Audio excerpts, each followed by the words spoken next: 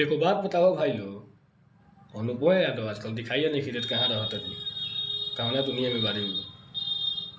आज से 1.5-2 महीना पहले पवन सिंह के साथ टकराली है तो खूब boss, I love you boss, जो है सो बॉस है, भैया नहीं हमको चमकाया है, भैया नहीं हमको स्टार बनाया है।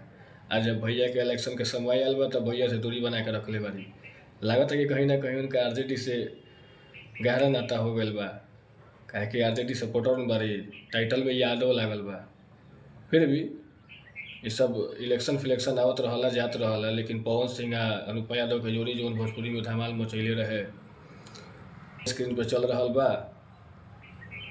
रउआ लोग देख ली कौन कौन सॉन्ग, 2-4 गो उनकर सॉन्ग जौन बा अनुपमा यादव और पवन सिंह के साथ जो नया रहे, धूम मचा के रखते रहे, कितना कितना मिलियन सब गए रहे।